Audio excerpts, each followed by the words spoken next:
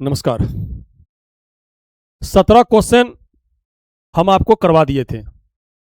आपने उस वीडियो में बहुत प्यार दिया, इसके लिए आप लोग को सिद्धार्थ ग्लोबल स्टडी के तरफ से आप लोग को बहुत बहुत धन्यवाद। चलिए आज शुरू करते हैं क्वेश्चन 18 नंबर से। आप कई लोग का मैसेज आया कि एक क्लास में कम से कम 100 क्वेश्चन करवाइए। आप देखिए, अगर हम एक क्वेश्चन दो क्वेश्चन के एक क्लास में हम 150 भी क्वेश्चन करा सकते हैं, लेकिन कॉन्सेप्ट अगर क्लियर नहीं होगा तो क्वेश्चन करने से कोई फायदा नहीं है। जैसे देखिए, ये गांधी जी ने दांडी मार्च कहां से आरंभ किया था, तो इसका हम पूरा जो होता है ना, पूरा हम विधि विधान बता दिए हैं। कहीं से भी सवाल आएगा, सवाल छूटेगा नहीं। अब हम सिर्फ बता दें कि गांधी जी ने दांडी मार्च कहां से आरंभ किया था, साबरमती आश्रम से, तो इससे कुछ फायदा होने वाला नहीं है। अब एग्जाम का पैटर्न बहुत चेंज हो गया है, पहले के जैसा अब एग्जाम नहीं रहा। देखिए, इसी क्वेश्चन में हम आपको कितना बताएं। उसके बाद लाहौर अधिवेशन दो ऑप्शन में है, तो लाहौर अधिवेशन के बारे में बता दिए हैं। उसके बाद कराची अधिवेशन के बारे में हम बता दिए हैं। यानी सवाल इससे बाहर नहीं जाएगा। अगर आप इसका नोट्स बनाकर, नोट्स क्या बनाना है, नोट्स तो हम खुद बना ही रहे हैं, सिर्फ आप पीडीएफ निकालिए और उसको पढ़िए, और कुछ नहीं करना है आपको। इतना अगर आप पढ़ के आप एग्जाम देने जाइएगा तो अब आपको जरूर फायदा होगा, ये मेरा विश्वास कीजिए। चलिए शुरू करते हैं आज की क्लास। गांधी जी ने दांडी मार्च कहां से आरंभ किया था? यह दांडी मार्च क्या है? 31 जनवरी 1930 ईस्वी को 31 जनवरी 1930 ईस्वी को गांधी जी ने लॉर्ड इरविन को चुनौती देते हुए 11 सूत्री मांगे प्रस्तुत की। अर्थात गांधी जी ने लॉर्ड इरविन के सामने 11 गो मांग रखा। कहा, 11 गो मेरा मांग पूरा कर दो, हम कोई आंदोलन नहीं करेंगे। लेकिन लॉर्ड इरविन 11 गो मांग नहीं माना। उसमें हमको देखना है कि कौन कौन सा मांग है, 11 मांग। चलिए देखते हैं। 31 जनवरी 1930 को गांधी जी ने लॉर्ड इरविन को चुनौती दी और 11 सूत्री मांगे प्रस्तुत की। अगर क्वेश्चन में 11 सूत्री मांगे अगर दिया रहे तो आंसर गांधी जी होगा। लेकिन अगर पूछ दिया जाए कि किसने 14 सूत्री मांगे रखा था, तो मोहम्मद अली जिन्ना। अगर 14 सूत्री मांग बोला जाए तो कौन होगा? मोहम्मद अली जिन्ना। 14 सूत्री मांग 1928 के नेहरू रिपोर्ट के विरोध में मांग किया था मोहम्मद अली जिन्ना ने 14 सूत्री मांग। चलिए देखते हैं। 11 सूत्री मांग प्रस्तुत किया किसने? गांधी जी ने। लेकिन लॉर्ड इरविन ने गांधी जी के मांग को खारिज कर दिया। तब गांधी जी ने क्या क्या मांग रखा था उसको भी हम लोग देख लेते हैं। गांधी जी ने भू राजस्व में 50% की कटौती किया जाए। पहला मांग यह था कि भू राजस्व में 50% की कटौती किया जाए। और दूसरा मांग यही है, नमक टैक्स। नमक कर व नमक पर एकाधिकार की समाप्ति की जाए।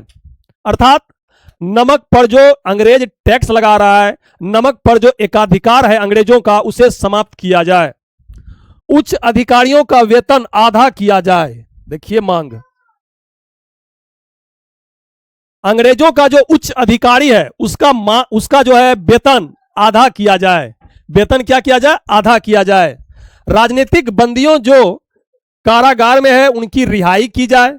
शराब को प्रतिबंधित किया जाए। देखिए, शराब को प्रतिबंधित किया जाए। अंग्रेज कहीं शराब बंद करेगा? वो लोग तो शराब और शबाब पे ही जिंदा रहता है, शराब बंद करेगा? शराब को प्रतिबंधित किया जाए। ये गांधी जी का मांग ये भी था, जो अभी आज बिहार में शराब बंद है। भारतीय वस्तुओं एवं वस्त्र उद्योगों की रक्षा की जाए।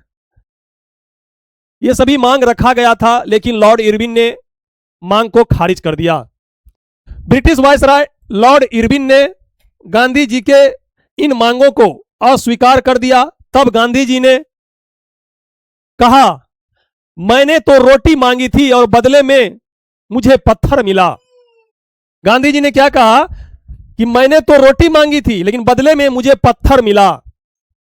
इंतजार की घड़ियां अब समाप्त हुई। गांधी जी ने इसके पश्चात 12 मार्च 1930, यह डेट आपको याद रखना है, 12 मार्च 1930 ईस्वी को ऐतिहासिक दांडी यात्रा प्रारंभ की। सवाल आपसे पूछेगा कि दांडी मार्च का प्रारंभ किस दिन हुआ था, तो 12 मार्च 1930 ईस्वी को। कहां से? साबरमती आश्रम से। क्यों हुआ था? तो गांधी जी ने लॉर्ड इरविन के समक्ष 11 सूत्री मांगे रखा था, लेकिन लॉर्ड इरविन ने मांग को क्या किया? खारिज कर दिया। इसलिए गांधी जी ने 12 मार्च 1930 ईस्वी को साबरमती आश्रम से दांडी मार्च प्रारंभ किया। दांडी मार्च प्रारंभ किया। यह यात्रा गांधी जी ने 78 अनुयायियों के साथ साबरमती आश्रम से प्रारंभ किया और 240 मील या 390 किलोमीटर की यात्रा 24 दिन में पूरी की। कितने दिन में? 24 दिन में। देखिए, 78 अनुयायियों के साथ गांधी जी चले साबरमती आश्रम से और 240 मील, यह भी आपको याद रखना है। कितने मील? 240 मील।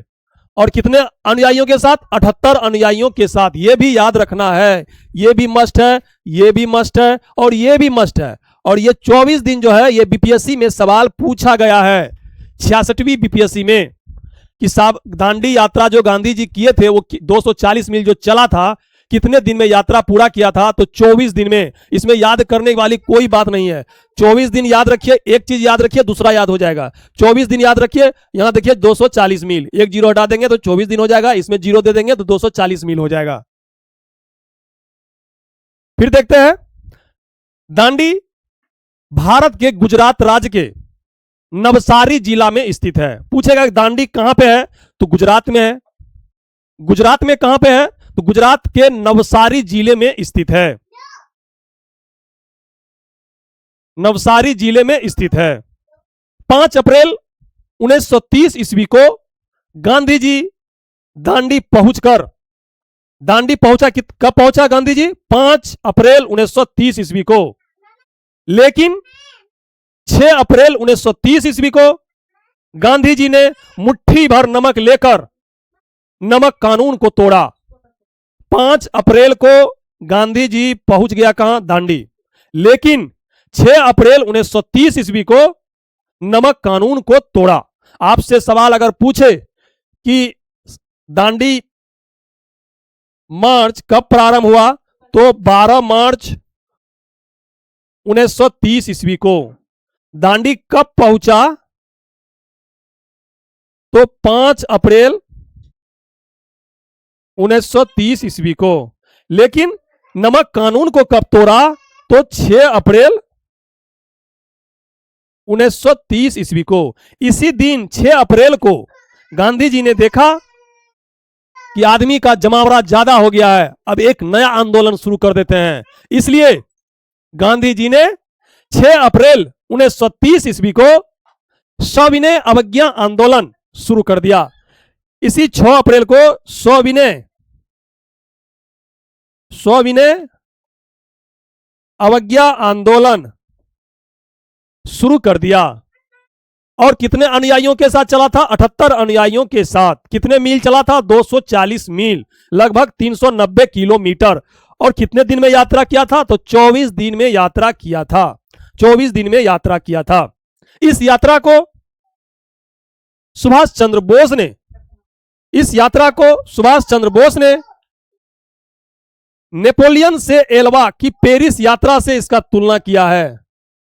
गांधी जी का यह जो अभियान था, इस अभियान की तुलना सुभाष चंद्र बोस ने नेपोलियन के एल्बा से पेरिस जो यात्रा किया था नेपोलियन ने, उसकी तुलना की है। और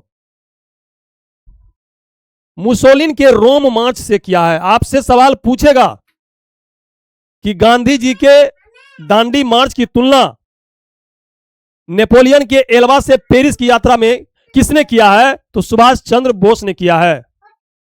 मुसोलिन के रोम मार्च से किसने किया है, तो सुभाष चंद्र बोस ने किया है।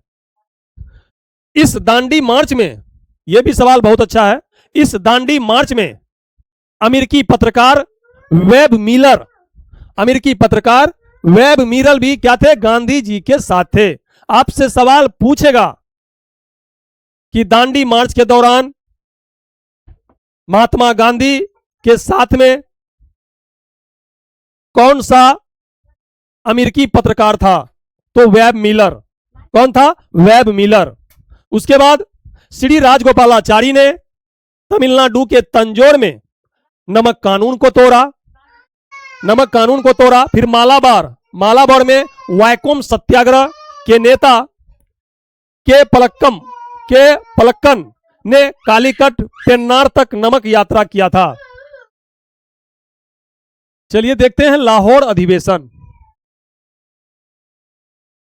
लाहौर अधिवेशन 1929, लाहौर अधिवेशन जिसकी अध्यक्षता जवाहरलाल नेहरू के द्वारा किया गया था। इस अधिवेशन में 2 प्रस्ताव पारित किए गए। लाहौर अधिवेशन कब हुआ था? 1929 में। और इसकी अध्यक्षता किसने किया था? तो जवाहरलाल नेहरू ने किया था। इस अधिवेशन में कितने प्रस्ताव पारित हुए थे? 2 प्रस्ताव। पहला प्रस्ताव क्या था? पूर्ण स्वराज के प्रस्ताव को पारित किया। सबसे महत्वपूर्ण यही है, पूर्ण स्वराज के लिए ही जाना जाता है लाहौर अधिवेशन।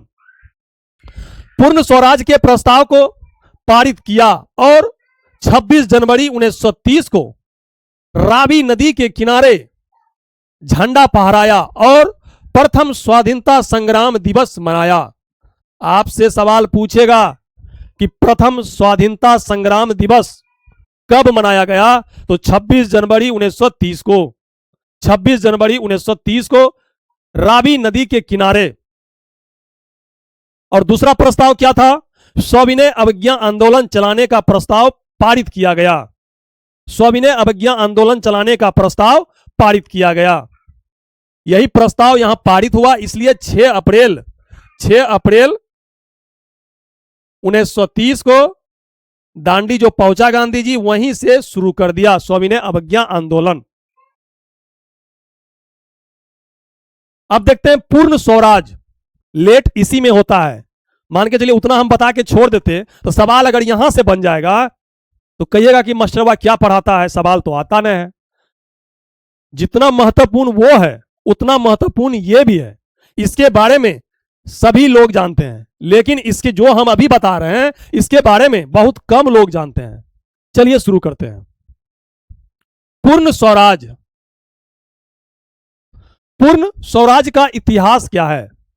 इस शब्द का प्रथम बार प्रयोग, आपसे सवाल पूछेगा कि पूर्ण स्वराज का प्रथम बार प्रयोग किसने किया था? तो स्वामी दयानंद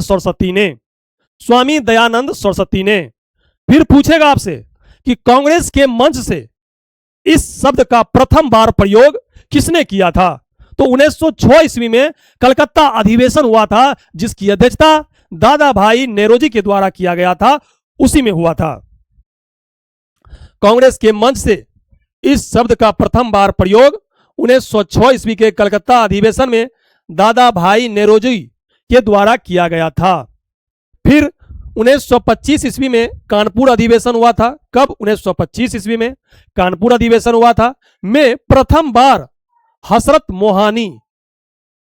मोहानी के द्वारा पूर्ण स्वराज का प्रस्ताव रखा, जिसे कांग्रेस पारित नहीं कर सका।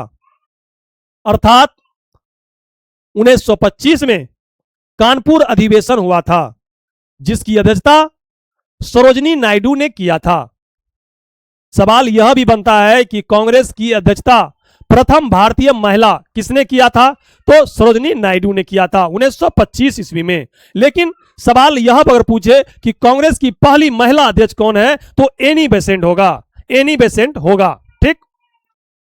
1925 में कानपुर अधिवेशन हुआ। इसी अधिवेशन में हसरत मोहानी ने पूर्ण स्वराज का प्रस्ताव रखा, लेकिन कांग्रेस के द्वारा पारित नहीं कर सका। फिर 1929 ईस्वी में लाहौर अधिवेशन हुआ। इस अधिवेशन की अध्यक्षता पंडित जवाहरलाल नेहरू के द्वारा किया जा रहा है। पूर्ण स्वराज के प्रस्ताव को क्या किया? पारित कर दिया। फिर 1931 में कराची अधिवेशन में पहली बार पूर्ण स्वराज को परिभाषित किया। पूर्ण स्वराज को परिभाषित किया किस अधिवेशन में? तो 1931 के कराची अधिवेशन में। 1931 के कराची अधिवेशन में पहली बार पूर्ण स्वराज को परिभाषित किया गया। कितना सवाल देखिए बना इससे। कराची अधिवेशन 1931, इस अधिवेशन की अध्यक्षता सरदार वल्लभ भाई पटेल ने किया था। सरदार वल्लभ भाई पटेल ने किया था। इसी अधिवेशन में पूर्ण स्वराज को परिभाषित किया। अभी जस्ट हम आपको बताए, पूर्ण स्वराज को परिभाषित किया। मूल अधिकार की मांग किया गया किस अधिवेशन में? तो 1931 के कराची अधिवेशन में। आपसे सवाल पूछेगा किस अधिवेशन में मूल अधिकार की मांग किया गया? तो 1931 के कराची अधिवेशन में।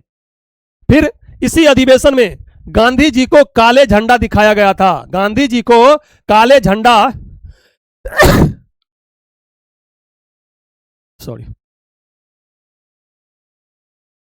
गांधी जी को काले झंडा दिखाया गया। तब गांधी जी कहा, गांधी मर सकता है लेकिन गांधीवादी नहीं मर सकता है। आपसे सवाल पूछेगा कि किस अधिवेशन में गांधी जी को काले झंडे दिखाए गए थे? तो कराची अधिवेशन में। किस अधिवेशन में गांधी जी ने कहा था गांधी मर सकता है लेकिन गांधीवादी नहीं? तो 1931 के कराची अधिवेशन में। कराची अधिवेशन में ही पहली बार Gandhi ji bullet proof car से आए थे इस सम्मेलन में भाग लेने के लिए। इतना डर गए थे। क्यों डरे थे? क्योंकि भारत के 3 शेर सुखदेव सिंह, राजगुरु और भगत सिंह को फांसी जो हुआ था उसी के विरोध में।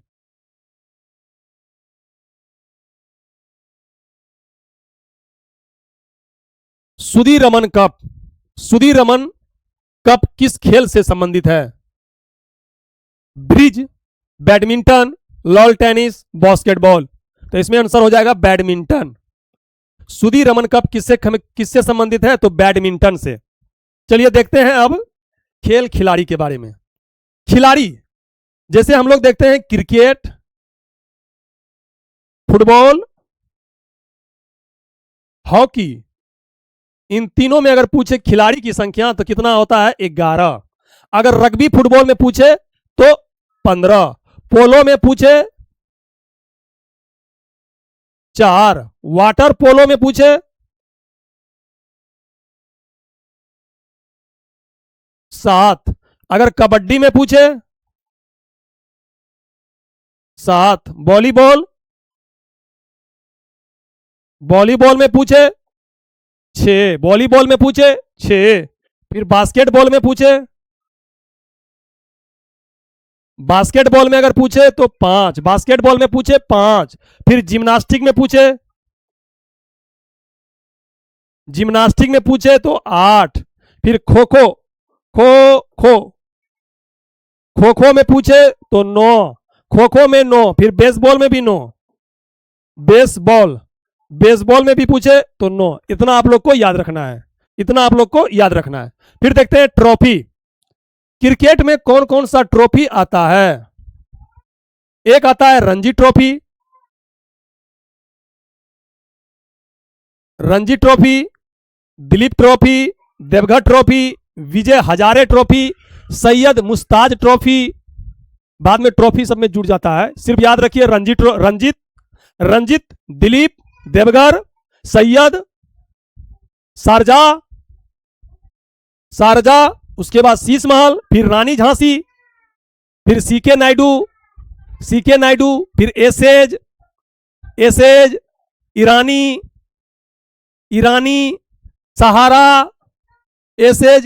सहारा, जीडी बिरला और मैंगो। यह सवाल एक बार पूछा गया है। मैंगो कप किससे संबंधित है? तो क्रिकेट से। आप लोग को याद रखना है कौन कैसे। सबसे पहले रणजी, दिलीप, देवघर, सैयद, उसके बाद विजय हजारे ट्रॉफी, विजय, फिर शीश महल, फिर रानी झांसी, सीके नायडू, एसेज, ईरानी, उसके बाद रखना है जीडी बिरला, उसके बाद मैंगो। इतना आपको ट्रॉफी याद रखना है क्रिकेट में। फिर आगे देखते हैं। एक टेस्ट होता है डेक्सा टेस्ट, हड्डी टेस्ट होता है। एक होता है यो टेस्ट। सवाल कभी कभी बन जाता है इसलिए हम दे दिए हैं डेक्सा टेस्ट और यो टेस्ट। अब देखते हैं फुटबॉल। फुटबॉल का जो खेल होता है वो कितने मिनट का होता है? तो 90 मिनट का होता है। आपको यह चीज याद रखना है। दूसरी बात, फुटबॉल फुटबॉल में एक होता है Durand cup. Durand cup Durand cup बहुत महत्वपूर्ण है। डूरंड कप डूरंड कप जो है सबसे पुराना फुटबॉल क्लब है। डूरंड कप सबसे पुराना फुटबॉल क्लब है जिसकी स्थापना 1888 ईस्वी में हुआ था। कहां पे? शिमला में। सबसे पुराना फुटबॉल क्लब है जो 1888 ईस्वी में शिमला में आयोजित हुआ था। अगर डूरंड कप का संस्थापक हम लोग पूछे, संस्थापक क्या था, तो डूरंड ही लास्ट में नाम है, Henry Mortimer Durand. Henry Mortimer Durand. फिर देखते हैं मोहन बगान क्लब। ये कहां है? ये है पश्चिम बंगाल में। आप लोग को ऐसे याद रखना है, मोहन बगान, बो से बगान, बो से बंगाल, बो से बगान, बो से बंगाल। ठीक। देखते हैं फिर Santosh trophy, Merdeka cup, Subroto cup, Roberts cup, Nehru cup, Euro cup, Copa America, inter continental cup, ये सभी कप फुटबॉल से संबंधित है। ये सभी कप। फिर देखते हैं Ashutosh Mukherjee cup, Begum Hazrat Mahal cup, DCM trophy, Caesar cup, Colombo cup, Kalinga cup, Jules Rimet trophy, ये सभी ट्रॉफी, सभी कप फुटबॉल से संबंधित है। फुटबॉल से संबंधित है। फुटबॉल से संबंधित है। फुटबॉल से संबंधित है। आप लोग को फुटबॉल में सबसे पहले डूरंड कप याद रखना है। अगर आपसे पूछे कि फुटबॉल का सबसे पुराना फुटबॉल क्लब कौन सा है, तो डूरंड कप। डूरंड कप कब हुआ इसका स्थापना? 1888 ईस्वी में शिमला में इसका स्थापना हुआ था। और इसका संस्थापक कौन था? तो हेनरी मोर्टिमर डूरंड। फिर देखते हैं मोहन बगान क्लब। ये कहां है? ये पश्चिम बंगाल में है। Mohun Bagan club, Santosh trophy, Merdeka cup, Subroto cup, Roberts cup, Nehru cup, Euro cup, Copa America, inter continental cup, inter continental cup, फिर Ashutosh Mukherjee cup, Begum Hazrat Mahal cup, DCM trophy, Caesar cup, Colombo cup, Jules Rimet trophy, ये सभी फुटबॉल से संबंधित है। फुटबॉल से संबंधित है। फिर देखते हैं हॉकी में ध्यानचंद ट्रॉफी हॉकी से संबंधित है। आगा खा कप हॉकी से संबंधित है। Dhyanchand trophy, Aga Khan cup, Rangaswamy cup, Indira Gandhi cup, Sultan Shah trophy, ये कहां खेला जाता है? मलेशिया में। सुल्तान अजलान शाह ट्रॉफी, ये कहां खेला जाता है? मलेशिया में। Maharaja Ranjit Singh trophy, lady Ratan Tata trophy, Johar cup, Beighton cup. Beighton cup जो है ये भारत की सबसे पुरानी टूर्नामेंट है। भारत की सबसे पुरानी टूर्नामेंट कौन सा है? Beighton cup. फिर देखते हैं बेगम रसूल ट्रॉफी, सिंधिया कप और मुरुगप्पा कप। मुरुगप्पा कप, ये सभी कप, ये सभी ट्रॉफी हॉकी से संबंधित है। हॉकी से संबंधित है। फिर देखते हैं बैडमिंटन। बैडमिंटन में क्या है? उबेर कप, ये फीमेल से संबंधित है। Uber cup. एक होता है थॉमस कप, ये पुरुष से संबंधित है। Narang cup, Chadha cup, Yonex cup, यही है सुधी रमन कप। यही सवाल पूछा गया है, सुधी रमन कप। ऐसा कोई सवाल नहीं जो मेरे नोट्स से नहीं। सुधी रमन कप आ गया ना। सुधी रमन कप ये किससे संबंधित है? बैडमिंटन से। फिर Rahimtulla cup, Rahimtulla cup, Agarwal cup, Konica cup, Konica cup, Konica cup, ये सभी ट्रॉफी कप किससे संबंधित है? बैडमिंटन से। उबेर कप फीमेल से संबंधित है। थॉमस कप पुरुष से संबंधित है। Narang cup, Chadha cup, Yonex cup, Sudirman cup, Rahimtulla cup, Agarwal cup, Konica cup, ये सभी बैडमिंटन से संबंधित है। फिर अब देखते हैं गोल्फ से। गोल्फ में आप लोग को तीन चीज याद रखना है। Prince of Wales cup, Ryder cup और वाकर कप, ये तीन चीज आपको याद रखना है। Prince of Wales cup, Ryder cup, Walker cup. इधर circuit cup, Eisenhower cup, ये सब छोड़ो। फिर पोलो में याद रखना एजरा कप, पोलो से संबंधित है। राधा मोहन कप, पोलो से संबंधित है। किंग्स कप, पृथ्वी पाल कप, ये संबंधित किससे है? पोलो से। वॉलीबॉल से फेडरेशन कप, यही है वो याद रखना है। फेडरेशन कप वॉलीबॉल से संबंधित है। फेडरेशन कप वॉलीबॉल से संबंधित है। टेनिस से हम लोग देखेंगे, टेनिस से कौन सा खेल, कौन सा ट्रॉफी संबंधित है? टेनिस में देखिए इसका ट्रिक है अफवाह। क्या है? अफवाह। ए से ऑस्ट्रेलिया, इसका स्थापना 1905 ईस्वी में हुआ है। ये ऑस्ट्रेलियन ट्रॉफी हार्ड कोर्ट पर खेला जाता है, हार्ड कोर्ट। फिर दूसरा आता है, एफ से हो जाता है फ्रेंच कप। फ्रेंच कप 1891 में खेला गया, ये क्ले कोर्ट पे खेला जाता है, क्ले कोर्ट। फिर विमंडल कप 1877 से खेला जा रहा है, ग्रास कोर्ट में खेला जाता है, घास पे खेला जाता है। और यह है अमेरिकन कप 1881 में, यह हार्ड कोर्ट पर खेला जाता है। टेनिस में आप लोग को 4 को याद रखना है। अफवाह, एस से हो जाता है ऑस्ट्रेलिया कप, और फिर एफ से हो जाता है फ्रेंच कप, डब्ल्यू से हो जाता है विमल्डन कप, ए से हो जाता है अमेरिकन कप। ऑस्ट्रेलिया कप और अमेरिकन कप फर्स्ट और लास्ट जो खेला जाता है हार्ड कोर्ट पर। किस पे? हार्ड कोर्ट पर। जबकि फ्रेंच कप क्ले कोर्ट पे खेला जाता है, क्ले कोर्ट पे। और ये जो विमल्डन कप होता है ये घास पे खेला जाता है, घास पे। Davis cup, Wightman cup, Hopman cup, Laver cup, बर्नाबेलन कप, फेड कप फीमेल से संबंधित है। ये सभी कप टेनिस से संबंधित होता है। और टेबल टेनिस से हम लोग यहां पे एक कप देखेंगे, स्वेथलिंग कप किससे संबंधित है? टेबल टेनिस से। फिर देखते हैं भारोत्तोलन में वर्धमान ट्रॉफी, यही एक चीज याद रखना है आपको, वर्धमान ट्रॉफी किससे संबंधित है? भारोत्तोलन से। ब्रिज में होल्कर ट्रॉफी, यही याद रखना है, एगो होल्कर ट्रॉफी किससे संबंधित है? ब्रिज से। घोड़ा दौड़ में डर्बी कप किससे संबंधित है? घोड़ा जो दौड़ता है उसी से संबंधित है, घोड़ा जो दौड़ता है। बाकी ये सब आप पढ़ लीजिएगा। एक व्यास सममित पुष्प का उदाहरण कौन सा है? एक व्यास सममित पुष्प, एक व्यास अर्थात ऐसा पुष्प जो एक निश्चित रूप में काटा जाए तब वो बराबर भागों में बटेगा। मान के चलिए मटर का पुष्प, हम तो लाए नहीं है, मटर का पुष्प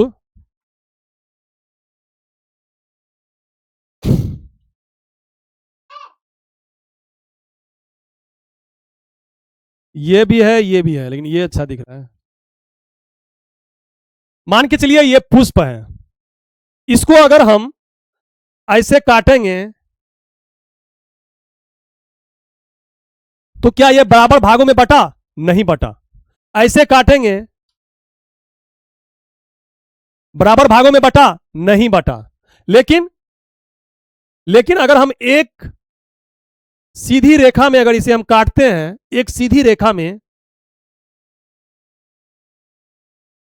तब यह क्या होता है? बराबर भागों में बढ़ जाता है। अर्थात एक निश्चित तल से काटने पर जो समान भागों में बढ़ जाए उसे ही हम लोग एक व्यास सममित या जाइगोमॉर्फिक, इंग्लिश का इसका नाम है जाइगोमॉर्फिक,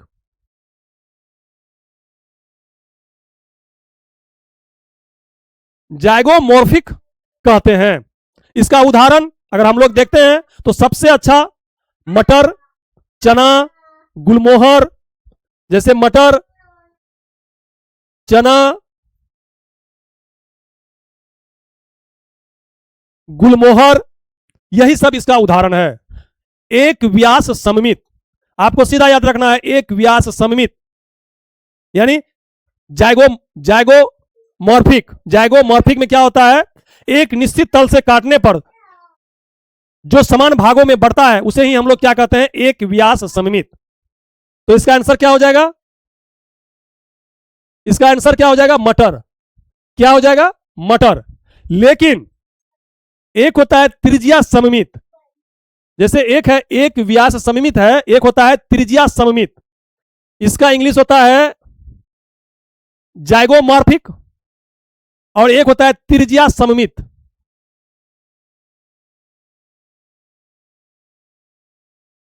त्रिज्या सममित, इसका इंग्लिश होता है त्रिज्या सममित का एक्टिनोमार्फिक। एक्टिनो एक्टिनो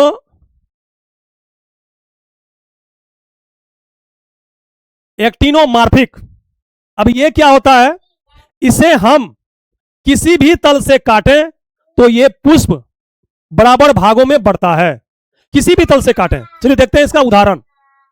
आपसे पूछा गया है एक व्यास सममित, अब दूसरे कहीं नेक्स्ट एग्जाम में पूछ ले आपको त्रिज्या सममित का उदाहरण बताइए, तो इसमें सरसों हो जाएगा, धतूरा हो जाएगा, बुढ़हल हो जाएगा, यही सब होगा। तो देखिए बताते हैं।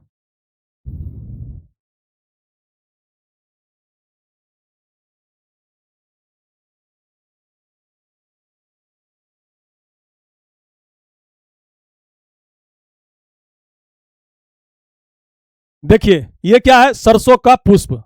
ये पुष्प जो है अगर इसको हम ऐसे काटें तब पर भी बराबर भागों में करता है। ये सब किया अभी इसको अगर हम ऐसे काटते हैं, ये पुष्प क्या होता है, बराबर भागों में बट गया, इधर भी बट गया, इधर भी बट गया। अगर इसको हम ऐसे काटते हैं तब पर भी बराबर भागों में बढ़ता है, ऊपर और नीचे।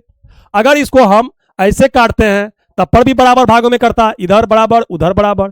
अगर हम इसको ऐसे भी काट दें तब पर भी ये बराबर भागों में बढ़ता है। अर्थात इसे हम किसी भी तल से काटे तो ये पुष्प बराबर भागों में बढ़ जाता है, इसलिए इसे हम त्रिज्या सममित, त्रिज्या सममित यानी एक्टिनोमॉर्फिक कहते हैं। इसका उदाहरण सरसों,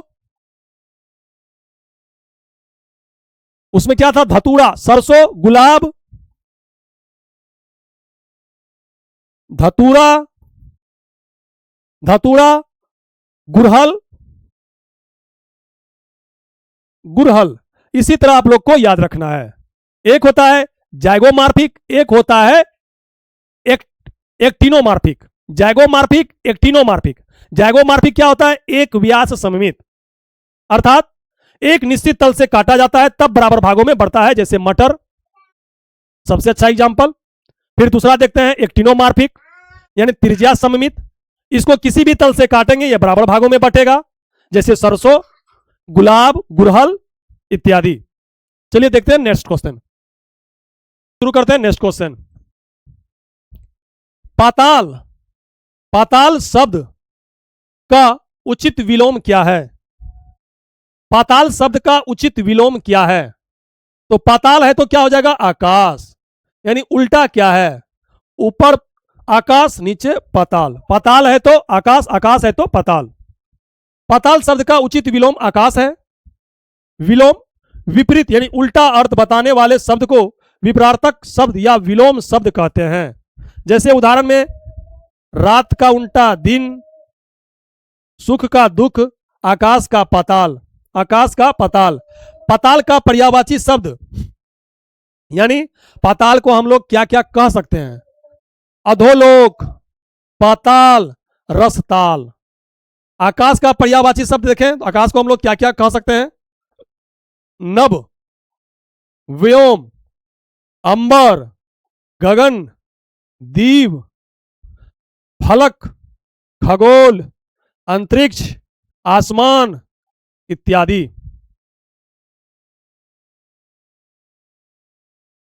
ऋतु की सैलरी नीतू की सैलरी से 50% अधिक है, तो नीतू की सैलरी ऋतु की सैलरी से कितने प्रतिशत है? तो इसमें आंसर कितना दिया गया है, डी नंबर।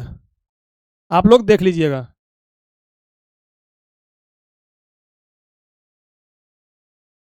अब देखते हैं 23 नंबर। जड़त्व के नियम को यह भी कहा जाता है, जड़त्व के नियम को क्या कहा जाता है, तो गति का पहला नियम को ही हम लोग कहते हैं जड़त्व का नियम। न्यूटन ने गति के 3 नियम दिए। कितने नियम दिए, 3 नियम। गति का पहला नियम, गति का दूसरा नियम और गति का तीसरा नियम। इन तीनों नियम के बारे में हम लोग जानेंगे। न्यूटन ने गति के 3 नियम दिया जो 1687 ईस्वी में, कब? 1687 ईस्वी में प्रिंसिपिया नामक बुक, न्यूटन ने ही लिखा है यह बुक, प्रिंसिपिया नामक बुक में प्रकाशित किया था 1687 ईस्वी में। इस बुक में न्यूटन ने गति के 3 नियम दिए और सार्वभौमिक गुरुत्वाकर्षण का सिद्धांत भी दिया। सार्वभौमिक गुरुत्वाकर्षण का सिद्धांत किसने दिया था? तो न्यूटन साहब ने दिया था, न्यूटन साहब ने। अब देखते हैं प्रथम नियम। प्रथम नियम, इसे जड़त्व या गैलीलियो का नियम भी कहते हैं। क्या कहते हैं? जड़त्व या गैलीलियो का नियम। जैसे यही जड़त्व के नियम का सवाल पूछा गया है, प्रथम नियम वही है इसका आंसर। इसे जड़त्व या गैलीलियो का नियम भी कहते हैं। अब जड़त्व क्या है? जड़त्व क्या है? वस्तु का वह गुण जिसके कारण वस्तु अपने अवस्था परिवर्तन का विरोध करता है। मान के चलिए यह बोर्ड है, यह क्या है? अभी जड़त्व है, एक जगह स्थिर है। इस बोर्ड को अगर हम धक्का मारें तो यह क्या करेगा? अपने अवस्था को जो परिवर्तन होगा यह अपना विरोध कर रहा है। जैसे हम किसी दीवार को अगर धक्का मारेंगे तो वो क्या कर रहा है? उसका विरोध कर रहा है। तो वही यहां कह रहा है कि वस्तु का वह गुण जिसके कारण वस्तु अपने अवस्था परिवर्तन का विरोध करती है उसे ही हम लोग जड़त्व कहते हैं। जड़त्व कहते हैं। जड़त्व और द्रव्यमान का जो संबंध होता है समानुपाती का संबंध होता है, समानुपाती का संबंध होता है। जितना ज्यादा द्रव्यमान होगा जड़त्व भी उतना ही ज्यादा होगा। अगर द्रव्यमान कम होगा तो जड़त्व भी कम होगा, जड़त्व भी कम होगा। जैसे देखिए, जड़त्व वस्तु के द्रव्यमान तथा त्रिज्या पर निर्भर करती है, अर्थात द्रव्यमान जितना ज्यादा होगा जड़त्व उतना ही अधिक होगा। मान के चलिए हम ले लेते हैं एक रेलगाड़ी, एक ले लेते हैं साइकिल। अब आप बोलिए कि जड़त्व इसका ज्यादा होगा कि इसका ज्यादा होगा? तो इसका ज्यादा होगा। क्यों होगा? क्योंकि इसका द्रव्यमान ज्यादा है और साइकिल का द्रव्यमान क्या है? कम है। अब देखते हैं जड़त्व। जड़त्व 2 प्रकार का होता है, एक होता है गति का जड़त्व और एक होता है विराम का जड़त्व। गति का जड़त्व और विराम का जड़त्व।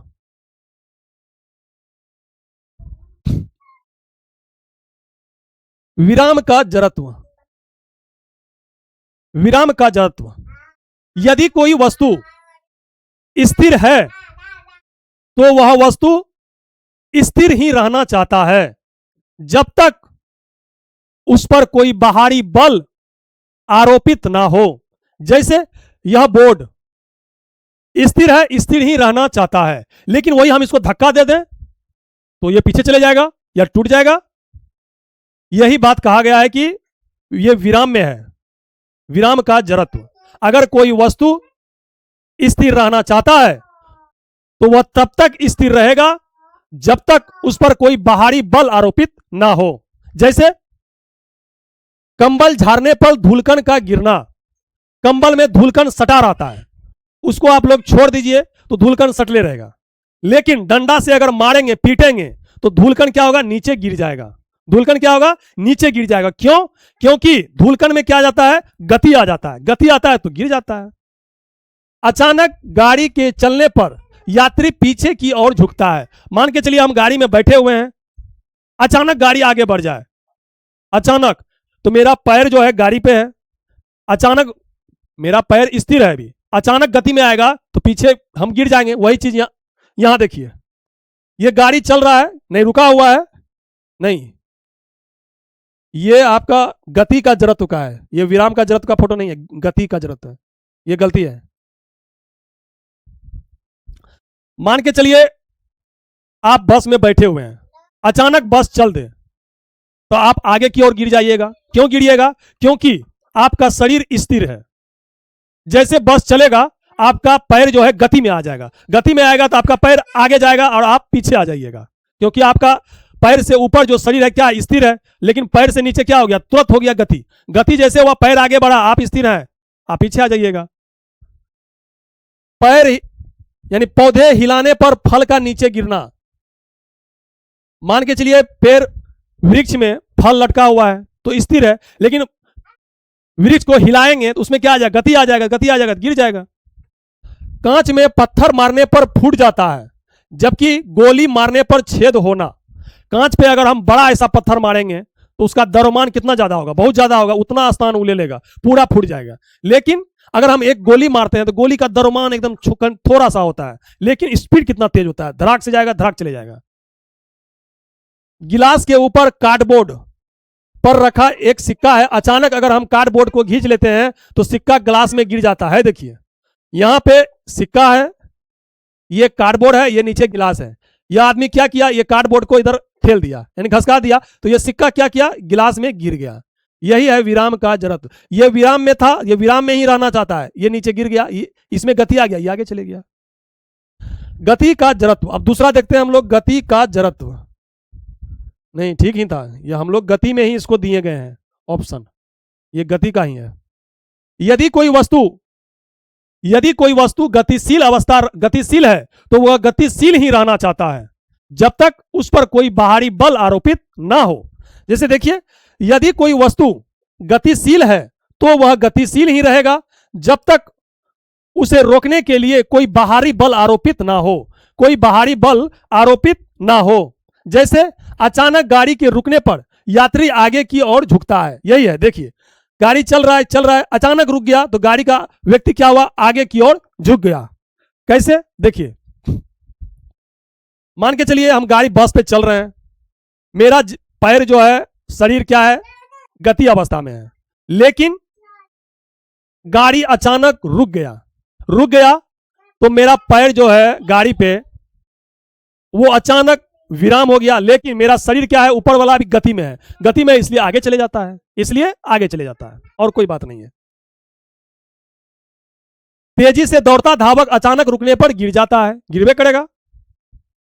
लंबी कूद से पहले एथलीट कुछ दूरी दौड़ता है। फिर देखते हैं गति का दूसरा नियम। ये पहला नियम में सब चीज था, दूसरा नियम में क्या होता है, बल का समीकरण F बराबर ma। दूसरा नियम से ही बल का समीकरण तथा बल का परिमाप प्राप्त होता है। संवेग परिवर्तन की दर बल के समानुपाती होता है। जैसे देखिए ये क्या है, बल है संवेग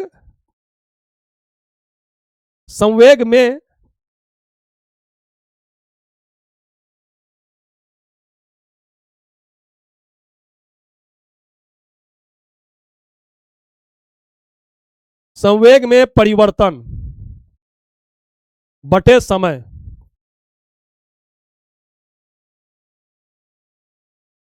कराटे खिलाड़ी ईंट को तोड़ने के लिए अधिक चोट मारता है। देखिए जैसे कोई कराटा खिलाड़ी होता है, 3-4 ईंटा रख देता है और ऊपर से मारता है ऐसे, ठीक। तो बस देखिए बल, अगर समय ज्यादा लगेगा क्योंकि ये क्या है, व्युत्क्रमानुपाती है। बल और समय के बीच क्या है, व्युत्क्रमानुपाती का संबंध है, उल्टा संबंध है।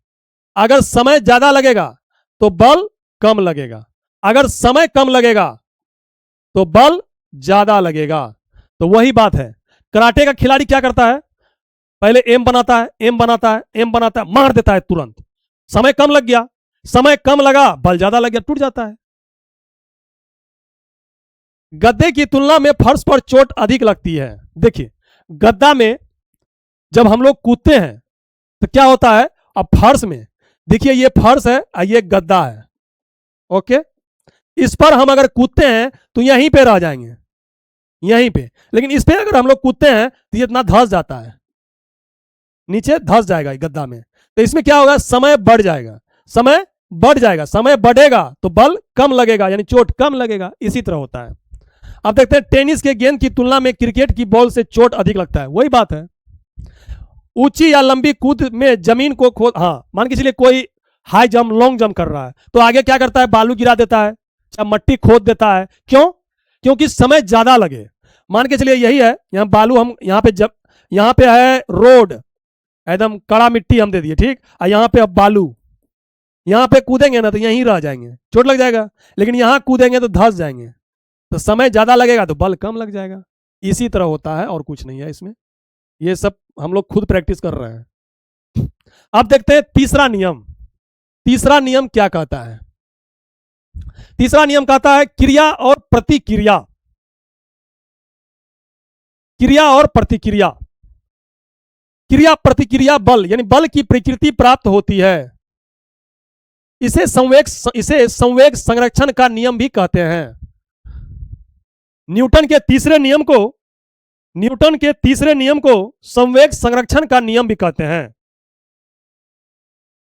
प्रतिक्रिया और विपरीत क्रिया, जैसे मान के चलिए हम आपको अगर एक चाटा मारें तो ऐसा नहीं है कि हमको चोट नहीं लगेगा, चोट लगेगा, चोट दोनों को लगेगा। जैसे देखिए नाव से उतरने पर नाव पीछे चली जाती है, क्यों? मान के चलिए ये नाव है, नाव से हम लोग कूदे तो नाव से जैसे कूदेंगे आगे हम लोग क्रिया किए तो फिर प्रतिक्रिया भी हो गया, यानी इसको भी हम लोग धकेल दिए पीछे, ये भी आगे चले गया। क्रिया और प्रतिक्रिया लग रहा है। क्रिया और प्रतिक्रिया बल को ही न्यूटन का तृतीय नियम कहते हैं। जैसे बंदूक से गोली चलाने पर पीछे, मान के चलिए हम बंदूक से गोली चलाए तो आगे जब गोली जा रहा है तो पीछे धक्का मारेगा, क्रिया और विपरीत क्रिया। रॉकेट का ऊपर उड़ना, रॉकेट जब ऊपर उड़ता है तो उसके नीचे देखिएगा आप कि उसका धुइयां जो रहता है वो क्या करता है, रॉकेट जब ऊपर उड़ता है तो धुइयां नीचे दाबता है उसको, यानी क्रिया प्रतिक्रिया इसमें भी होता है। जमीन पर चलते समय हाँ ठीक है, जमीन पर हम देखो चल रहे हैं ऐसे चल रहे हैं, नहीं, जमीन भी प्रतिक्रिया कर रहा है, हम क्रिया कर रहे हैं, जमीन भी प्रतिक्रिया कर रहा है, तब हम लोग चल पा रहे हैं। अगर बालू पे चलेंगे तो नहीं चल पाएंगे जल्दी, क्यों? क्योंकि बालू ज्यादा धंस जाता है, वो प्रतिक्रिया दे ही नहीं पाता है, इसलिए ऐसा होता है। देखिए बालू पर चलना कठिन होता है क्योंकि वहां प्रतिक्रिया बल कम लगता है, इसलिए। अब एक होता है अभिकेंद्रीय बल और एक होता है अपकेंद्रीय बल, ये भी हम लोग देख लेते हैं। अभिकेंद्रीय बल, अभी मतलब क्या हुआ? अभी मतलब पास पास, अभी अभी अभी केंद्रीय बल। जैसे देखिए बल अंदर की ओर कार्य करती है जबकि वेग स्पर्श रेखा की दिशा में बाहर की ओर कार्य करती है। वेग स्पर्श रेखा की दिशा में बाहर की ओर कार्य करती है। अगर हम लोग वेग पूछे तो स्पर्श रेखा से बाहर की ओर कार्य करती है। देखिए घुमाव रास्ते पर गाड़ी तेज गति से जाएगी तो उसके अंदर का पहिया, अगर मान के चलिए किसी जगह टर्निंग है, ठीक, टर्निंग है, घुमाव रास्ते पर टर्निंग है, तो उसका जो है ना गति से जाएगी तो उसके अंदर का पहिया, गाड़ी का जो अंदर वाला पहिया होता है वो क्या होता है? उड़ जाता है टर्निंग पे। क्यों? अभिकेंद्रीय बल के कारण उड़ जाएगा। इसी कारण सड़क को अंदर की ओर झुका दिया जाता है टर्निंग पे, ताकि पहिया उठे भी तो बराबर हो जाए और गाड़ी बाहर की ओर ना गिरे। जैसे हम लोग देखते हैं ग्रह जो घूम रहा है, जैसे पृथ्वी सूर्य की परिक्रमा कर रहा है, चंद्रमा पृथ्वी की परिक्रमा कर रहा है, तो किसके कारण? अभिकेंद्रीय बल के कारण। अभिकेंद्रीय बल के कारण सड़क पर घुमाव के दौरान अभिकेंद्रीय बल घर्षण से मिलता है। एक होता है अपकेंद्रीय बल। अप मतलब बाहर, अप मतलब बाहर, अप मतलब बाहर, अप मतलब बाहर। अपकेंद्रीय बल बाहर की ओर यह कार्य करता है, जैसे वॉशिंग मशीन, मिल्क से क्रीम निकालने वाली मशीन या मक्खन निकालने वाली मशीन। आपसे सवाल पूछेगा वॉशिंग मशीन किस सिद्धांत पे काम करता है, अपकेंद्रीय या अभिकेंद्रीय? तो अपकेंद्रीय। इसी तरह आता है क्वेश्चन। एक होता है क्रांतिक वेग, क्रिटिकल वेलोसिटी। क्रांतिक वेग के कारण ही मौत के कुआं में गाड़ी चलता है। सवाल पूछेगा आपसे कि मौत के कुआं में जो गाड़ी चलता है वो किसके कारण चलता है? अभिकेंद्रीय बल के कारण, अपकेंद्रीय बल के कारण या क्रांतिक वेग के कारण? तो आपको आंसर देना है क्रांतिक वेग के कारण। क्रांतिक वेग के कारण मौत के कुआं में गाड़ी चलता है। क्रांतिक वेग से अगर कम हो जाए तो व्यक्ति नीचे गिर जाएगा, अगर ज्यादा होगा तो बाहर चले जाएगा। 24 नंबर, मानस टाइगर रिजर्व किस राज्य में स्थित है? तो असम में है। कहां पे है? असम में मानस टाइगर रिजर्व। 1 अप्रैल 1973 को भारत के तत्कालीन प्रधानमंत्री इंदिरा गांधी कैलाश सांखला के सहयोग से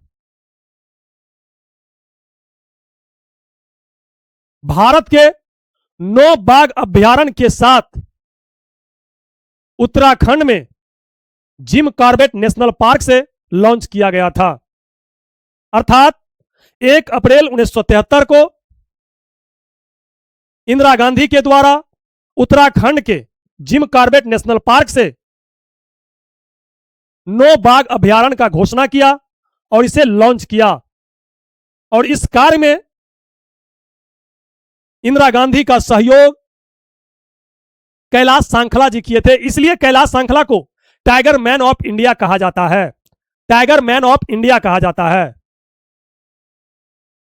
तो टाइगर प्रोजेक्ट कब आया? 1 अप्रैल 1973 को। पहली बार कितने टाइगर रिजर्व बना? तो 9 टाइगर रिजर्व बना।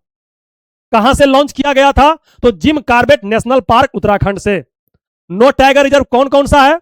बांदीपुर कर्नाटक में है, मानस असम में है, कान्हा मध्य प्रदेश में है, सुंदरवन पश्चिम बंगाल में है, रणथंभौर राजस्थान में है, पलामू झारखंड में है, सिमलीपाल ओडिशा में है, मेलघाट मोह से महाराष्ट्र। मेलघाट कहां है? महाराष्ट्र में है। मेलघाट कहां है? महाराष्ट्र में है।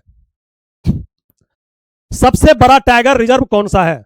सबसे बड़ा टाइगर रिजर्व श्री सेलम या नागार्जुन श्री सेलम टाइगर रिजर्व कहां पड़ता है? आंध्र प्रदेश में। सबसे छोटा टाइगर रिजर्व कौन सा है? तो बोर टाइगर रिजर्व कहां पड़ता है? महाराष्ट्र में। और भारत का पहला टाइगर रिजर्व कौन सा है? Jim Corbett tiger reserve Uttarakhand. और नवीनतम टाइगर रिजर्व कौन सा है? नवीनतम यानी 98। अभी भारत में कितने टाइगर रिजर्व है? 58 टाइगर रिजर्व का नाम क्या है? Nagarjuna Srisailam tiger reserve. कहां है? आंध्र प्रदेश में। आंध्र प्रदेश में। अब देखते हैं किस राज्य में कौन सा टाइगर रिजर्व है। संक्षिप्त में देखेंगे। मध्य प्रदेश में है पन्ना, कान्हा, बांधवगढ़, संजय ढुबरी, पेच। ये पेच टाइगर रिजर्व आपको कहीं कहीं पे महाराष्ट्र में मिलेगा और कहीं कहीं पे मध्य प्रदेश में मिलेगा। आपको याद रखना है क्योंकि पेच टाइगर रिजर्व महाराष्ट्र और मध्य प्रदेश के सीमा पे है। ठीक ना। फिर है सतपुरा वीरांगना दुर्गावती टाइगर रिजर्व, रातापानी माधव राष्ट्रीय उद्यान टाइगर रिजर्व। यह नवीनतम टाइगर रिजर्व है। मध्य प्रदेश का नवीनतम टाइगर रिजर्व कौन है? माधव। यह नवीनतम टाइगर रिजर्व है। आंध्र प्रदेश में कौन सा है? नागार्जुन श्रीशैलम टाइगर रिजर्व भारत का सबसे बड़ा टाइगर रिजर्व है। अरुणाचल प्रदेश में कौन सा है? नामदफा, कमलंग और पक्के टाइगर रिजर्व। नामदफा, कमलंग और पक्के टाइगर रिजर्व। असम में देखिए तो आप लोग मानस, नामेरी, ओरांग, काजीरंगा। काजीरंगा एक सिंग वाला गेंडा के लिए भी प्रसिद्ध है। बिहार में भोसे बिहार, भोसे वाल्मीकि, भोसे बिहार, भोसे वाल्मीकि। फिर देखते हैं छत्तीसगढ़ में Udanti Sitanadi tiger reserve, Achanakmar tiger reserve, Indravati tiger reserve, Guru Ghasidas Tamor Pingla tiger reserve. यहां पे 4 टाइगर रिजर्व है। झारखंड में एक पलामू टाइगर रिजर्व, कर्नाटक में देखो बांदीपुर, भद्रा, दांदेली, ऐसे नहीं सीधा अंशी याद रखिए। बांदीपुर, भद्रा, अंशी, नागरहोल, विलीगिरी, रंगनाथ मंदिर टाइगर रिजर्व। केरल में पेरियार, पेराम्बीकुलम, पेरियार और पेराम्बीकुलम। महाराष्ट्र में टडोबा, नवेगांव, बोर, पेच आ गया ना, पेच, सह्याद्री, मेलघाट। यही है 9 टाइगर रिजर्व जो बताए थे, उसी में मेलघाट भी है। अब देखते हैं 25 नंबर सवाल। लेकिन एक सवाल और है, विश्व टाइगर दिवस कब मनाया जाता है? तो 29 जुलाई को। कब मनाया जाता है? 29 जुलाई को। क्यों मनाया जाता है? क्योंकि 29 जुलाई 2010 ईस्वी को सेंट पीटर्सबर्ग में, एक रूस में पड़ता है, एक सम्मेलन हुआ था जिसमें टाइगरों की संख्या दुगनी करने का लक्ष्य रखा गया था 2022 तक। लेकिन भारत में Pilibhit tiger reserve, Pilibhit tiger reserve ने दुगना कर दिया 2020 में ही, 2020 में ही कर दिया। इसलिए पीलीभीत टाइगर रिजर्व को T2 यानी tiger T2 award, T2 award T2 award मिला था। और दूसरा अगर देखें तो सत्य मंगलम टाइगर रिजर्व, ये कहां है? तमिलनाडु में है। दूसरा अवार्ड, पहला अवार्ड क्या लिया था भारत में? तो पीलीभीत, और दूसरा सत्य मंगलम टाइगर रिजर्व, सत्य मंगलम टाइगर रिजर्व। अब देखते हैं 25 नंबर सवाल। सूक्ष्म जीवीय रोग का उदाहरण जिसका स्थानांतरण लैंगिक संपर्क से होता है, किससे होता है? लैंगिक संपर्क से। हैजा, सिफिलिस, ट्यूबरकुलोसिस या क्षय रोग या एंथ्रेक्स रोग।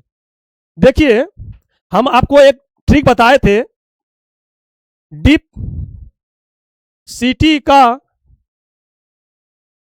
कुटनी है, डी से डिप्थीरिया, पो से प्लेग, सी से सिफिलिस, या गेनोरिया रोग, इसी को हम लोग कहते हैं सुजाक रोग। टी से टेटनस, का से काली खांसी, कू से कुष्ठ, तो से टिटनस या टीबी रोग, नी से निमोनिया, हो से हैजा रोग भी जीवाणु के कारण, सिफिलिस रोग भी जीवाणु के कारण, टीबी रोग भी जीवाणु के कारण, एंथ्रेक्स रोग भी जीवाणु के कारण। ये सभी रोग जीवाणु के कारण है। लेकिन यहां सवाल क्या पूछा गया है? सवाल पूछा है लैंगिक संपर्क से कौन सा रोग होता है, यानी सेक्स ऑर्गन में कौन सा रोग होता है? तो सिफिलिस रोग होता है। ये फीमेल में होता है, यानी महिलाओं में होता है। महिलाओं में सिफिलिस रोग जिसका स्थानांतरण लैंगिक संपर्क से होता है, ये महिलाओं में होता है। और दूसरा एक होता है सुजाक या गेनोरिया रोग, ये पुरुषों में होता है। ये क्या होता है? ये पुरुषों में होता है, सेक्स ऑर्गन में। यह दोनों रोग जीवाणु के कारण होता है, दोनों रोग जीवाणु के कारण होता है। अब देखते हैं एड्स रोग भी जो है लैंगिक संपर्क से होता है और संक्रमित सुई से भी होता है। चलिए देखते हैं। एड्स, एक्वायर्ड इम्यूनोडिफिशियेंसी सिंड्रोम, इसका फुल फॉर्म हम लोग देखें, एक्वायर्ड इम्यूनोडिफिशियेंसी सिंड्रोम। यह HIV वायरस से फैलता है, human immuno virus. HIV RN virus या रिट्रो वायरस से होता है। आपसे पूछा जाएगा एड्स रोग किस वायरस के कारण होता है? तो HIV वायरस के कारण होता है। HIV में भी RNA वायरस रिट्रो वायरस के कारण होता है, रिट्रो वायरस के कारण होता है। अगर हम लोग एड्स की जांच जो करते हैं उसे क्या कहते हैं? Elisa test. एलिसा टेस्ट किसमें होता है? एड्स में होता है। इसमें क्या प्रभावित होता है? अगर हो जाए तो WBC के T सेल प्रभावित होता है। WBC यानी हमारे शरीर में जो रोग प्रतिरोधक क्षमता है उसी पे यह प्रहार करता है। फिर उसके बाद कोई भी बीमारी आएगा, आओ सनम जाओ सनम नहीं, आओ सनम जाओ सनम नहीं, सिर्फ बीमारी आएगा, छूटेगा नहीं, क्योंकि हमारा WBC का T सेल ही इसमें प्रभावित हो रहा है जो रोगों से लड़ता है। यह फैलता कैसे है? ब्लड से ब्लड, यानी खून से खून अगर मिल गया तो फैल जाएगा, शारीरिक संबंध अगर बनाए तब फैल जाएगा, संक्रमित सुई से भी फैल जाता है। जैसे मान के चलिए किसी को HIV है, वो सुइया ले लिया और सुइया को फेंक दिया, वही सुइया से अगर आप भी ले लिए तो आपको हो जाएगा। उसका ब्लड अगर आपके ब्लड से मैच हो जाएगा किसी तरह तो आप में भी हो जाएगा। शारीरिक संबंध अगर कर रहे हैं तो उसमें भी हो जाएगा। अगर देखें एड्स का पहला मरीज 1981 ईस्वी में कहां मिला था? कैलिफोर्निया में, लेकिन उस समय इसका नाम नहीं दिया था। 1982 में इसका नामकरण किया गया। लेकिन भारत में कब मिला? 1992 में, 10 साल के बाद। कहां पे? गोवा में। और 1 दिसंबर को हम लोग एड्स दिवस मनाते हैं। 1 दिसंबर को कौन सा दिवस? एड्स दिवस मनाते हैं, एड्स दिवस। विश्व स्वास्थ्य दिवस 2026 की थीम, लेकिन यहां सवाल आप लोग का था 2026 नहीं 2022 था, लेकिन हम सोचे 2026 लिख देते हैं। आप लोग के सवाल में 2022 है, ज्ञान बिंदु सर के जो उसमें है बुक में, उसमें 2022 लिखा है, लेकिन हम 26 लिख दिए हैं क्योंकि 22 का सवाल अब पूछेगा नहीं। तो विश्व स्वास्थ्य दिवस 2026 की थीम क्या है? तो स्वास्थ्य के लिए एकजुट, विज्ञान के साथ खड़े रहें, विज्ञान के साथ खड़े रहें। Together for health, stand with science. इसका मतलब क्या है? स्वास्थ्य के लिए एकजुट रहें और विज्ञान का सहारा लें। विश्व स्वास्थ्य दिवस कब मनाते हैं? 7 अप्रैल को। अब 7 अप्रैल को ही हम लोग क्यों मनाते हैं? क्योंकि 7 अप्रैल 1948 ईस्वी को WHO वर्ल्ड हेल्थ ऑर्गेनाइजेशन विश्व स्वास्थ्य संगठन का स्थापना हुआ था। विश्व स्वास्थ्य संगठन का मुख्यालय कहां है? जेनेवा, स्विट्जरलैंड में पड़ता है। स्विट्जरलैंड में पड़ता है। इसलिए हम लोग विश्व स्वास्थ्य दिवस 7 अप्रैल को मनाते हैं। 7 अप्रैल को मनाते हैं। सर्वप्रथम भूगोल शब्द का प्रयोग किसके द्वारा किया गया था? तो इरेटोस्थेनीज के द्वारा। किसके द्वारा? इरेटोस्थेनीज के द्वारा। सर्वप्रथम भूगोल शब्द का प्रयोग इरेटोस्थेनीज के द्वारा किया गया था। इसलिए इसे हम लोग भूगोल का पिता कहते हैं। भूगोल का पिता किसे कहते हैं? इरेटोस्थेनीज को। लेकिन कुछ विद्वान ज्योग्राफी का पिता जो है ना, हिकेटियस को कहते हैं। किसे कहते हैं? हिकेटियस। हिकेटियस को कहते हैं। क्यों कहते हैं? क्योंकि इसने अपनी बुक पीरियड्स में पहली बार पृथ्वी का क्रमबद्ध अध्ययन किया था।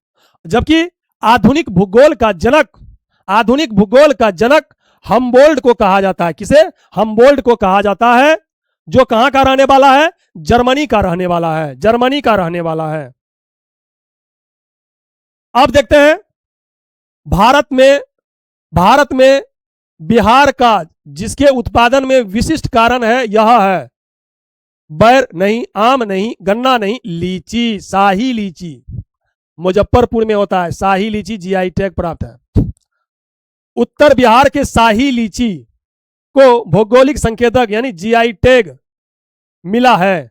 यह जर्दालू आम, कतरनी चावल और मगही पान के बाद जीआई टैग प्राप्त करने वाला राज्य का चौथा उत्पाद है, जिसे वर्ष 2018 में जीआई टैग मिला। जीआई टैग का यही है logo. GI tag geographical indication tag, भौगोलिक संकेतक। भारतीय संसद ने जीआई टैग अधिनियम 1999 लाया और पारित किया, लेकिन यह कानून 15 सितंबर 2003 ईस्वी को लागू किया गया। और जीआई टैग कितने वर्षों के लिए दिया जाता है? तो 10 वर्षों के लिए दिया जाता है। और पहला जीआई टैग प्राप्त करने वाला उत्पाद वर्ष 2004 ईस्वी में पश्चिम बंगाल का दार्जिलिंग चाय को मिला था। दार्जिलिंग चाय को मिला था। भारतीय संसद ने 1999 में geographical indication of goods act 1999 पारित किया था। यह कानून 15 सितंबर 2003 को भारत में लागू हुआ। जीआई टैग 10 वर्षों के लिए दिया जाता है। जीआई टैग किसी विशेष उत्पाद को उसकी भौगोलिक उत्पत्ति, गुणवत्ता, ख्याति या अन्य विशेषताओं के आधार पर दिया जाता है। अर्थात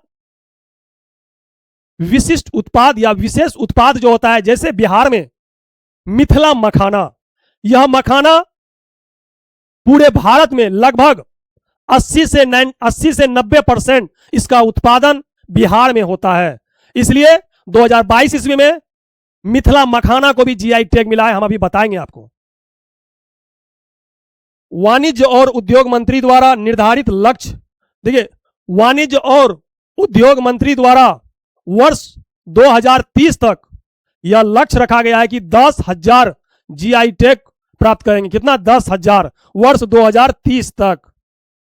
भारत में जीआई टैग का मुख्यालय, हाँ बहुत मस्त है ये, भारत में जीआई टैग का मुख्यालय कहां है? चेन्नई। कहां है? चेन्नई में है, तमिलनाडु में, चेन्नई में है। आधिकारिक तौर पर इसे हम लोग जो है ना भौगोलिक संकेतक रजिस्ट्री कहा जाता है, जो वाणिज्य और उद्योग मंत्रालय के अंतर्गत आता है या कार्य करता है। आप देखिए बिहार के बारे में। भारत का पहला जीआई टैग पश्चिम बंगाल के दार्जिलिंग चाय, हम बता दिए हैं आपको, वर्ष 2004 ईस्वी में मिला है। अब देखते हैं बिहार का जीआई टैग। बिहार का जीआई टैग सबसे पहले हम लोग देखेंगे बिहार के जीआई टैग में कृषि उत्पाद यानी एग्रीकल्चर प्रोडक्ट, हस्तशिल्प या कला के बारे में, हैंडीक्राफ्ट या आर्ट्स के बारे में। फिर देखेंगे खाद्य व्यंजन यानी फूड आइटम के बारे में। इन तीनों में बिहार में मिला है जीआई टैग। जैसे कृषि उत्पाद में अगर हम लोग देखें तो शाही लीची को मिला है, जर्दालू आम को मिला है, कतरनी चावल को मिला है, फिर मिर्चा चावल को मिला है और मगही पान को मिला है। फिर देखते हैं हस्तशिल्प में मधुबनी पेंटिंग को मिला है, सिक्की घास कला को मिला है, सुजनी कढ़ाई को मिला है, अपलिख खतवा वर्क को मिला है, भागलपुर सिल्क को मिला है। फिर देखते हैं मिथिला मखाना को मिला है, फिर सिलाव खाजा को मिला है। देखिए ये है शाही लीची जीआई टैग मिला है शाही लीची को। ये कहां है? मुजफ्फरपुर। आपसे ये सवाल पूछ सकता है, शाही लीची का उत्पादन कहां होता है? मुजफ्फरपुर में शाही लीची। ये है मिर्चा चावल देख लीजिए कहां पे? पश्चिम चंपारण में। ये है मिथिला मखाना कहां होता है? दरभंगा, मधुबनी, सहरसा और पूर्णिया, मिथिलांचल, कटिहार में भी होता है। मिथिला मखाना भारत के कुल मखाना उत्पादन का लगभग 80 से 90% बिहार करता है। इसमें मखाना खाना चाहिए क्योंकि मखाना में क्या पाया जाता है? कैल्शियम, मैग्नीशियम और प्रोटीन का बेहतरीन स्रोत है। प्रोटीन का क्या है? बेहतरीन स्रोत है। और वर्ष 2022 में इसको जीआई टैग मिला है। अभी जो एग्जाम हुआ था एडीईओ उसमें यह सवाल पूछा गया था। एडीओ में यह है जर्दालू आम, बिहार का गौरव भागलपुरी जर्दालू आम कहां मिलता है? भागलपुर में। यह है मगही पान, देख लीजिए औरंगाबाद, गया, नवादा और नालंदा मगध क्षेत्र में मिलता है मगही पान। यह है कतरनी चावल कहां मिलता है? भागलपुर में, बांका में और मुंगेर में। इसे अक्सर कतरनी चूड़ा आप लोग खाए हैं? कतरनी चूड़ा बनाने में ज्यादा यूज होता है यह चावल, कतरनी चूड़ा। यह है मधुबनी पेंटिंग, मिथिला पेंटिंग भी हम लोग इसे कहते हैं। बिहार का प्रथम उत्पाद जिसे जीआई टैग मिला है वर्ष 2007 में। बिहार का पहला है यह जीआई टैग प्राप्त करने वाला।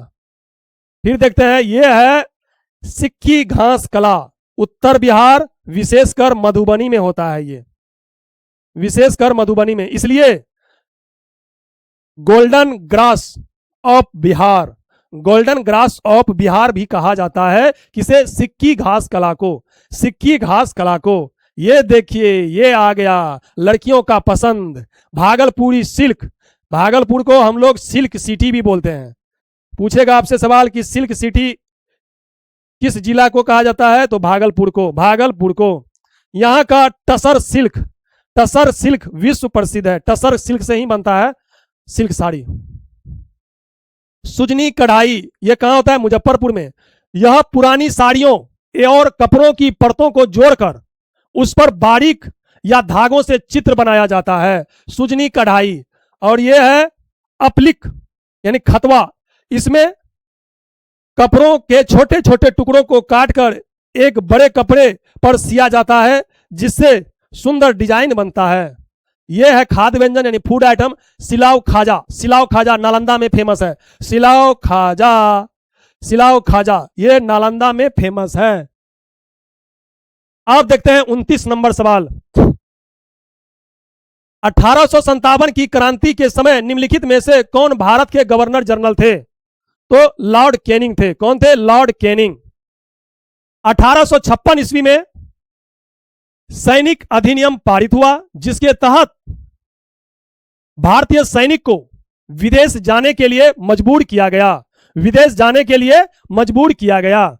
फिर 1956 ईस्वी में ईश्वर चंद विद्यासागर की मदद से लॉर्ड कैनिंग ने हिंदू विधवा पुनर्विवाह अधिनियम पारित किया जिसके तहत हिंदू धर्म में विधवा महिलाओं को फिर से शादी करने का अधिकार दिया गया। 1857 का विद्रोह, इस विद्रोह के दौरान कैनिंग ने अपनी आपातकालीन राजधानी इलाहाबाद को बनाया था। कहां बनाया था? इलाहाबाद को बनाया था। भारत शासन अधिनियम 1961 के तहत भारत के गवर्नर जनरल को भारत का वायसराय बनाया गया। भारत के गवर्नर जनरल को भारत का वायसराय बनाया गया। अब आपसे सवाल पूछेगा, भारत का प्रथम वायसराय कौन है? तो लॉर्ड कैनिंग। और भारत का अंतिम गवर्नर जनरल कौन है? तो लॉर्ड कैनिंग, लॉर्ड कैनिंग। गोद निषेध प्रथा का अंत किया किसने? लॉर्ड कैनिंग ने, लॉर्ड कैनिंग ने। भारत में पहली बार बजट 1860 ईस्वी में जेम्स विल्सन के द्वारा बजट प्रस्तुत किया गया था। जेम्स विल्सन के द्वारा बजट प्रस्तुत किया गया था। इस बजट में आयकर यानी इनकम टैक्स को शामिल किया गया था। किसे? इनकम टैक्स को शामिल किया गया था। फिर 1861 ईस्वी में हाईकोर्ट अधिनियम लाया गया, जिसके तहत बंबई, मद्रास, कलकत्ता में 1862 ईस्वी में हाईकोर्ट का गठन किया। अब देखते हैं 1857 का विद्रोह। 1857 का विद्रोह, लेकिन हम नेक्स्ट क्लास में देखेंगे और पूरा डिटेल से इसको पढ़ेंगे। आपको यह क्लास कैसा लगा आप कमेंट में जरूर बताइएगा। जय हिंद।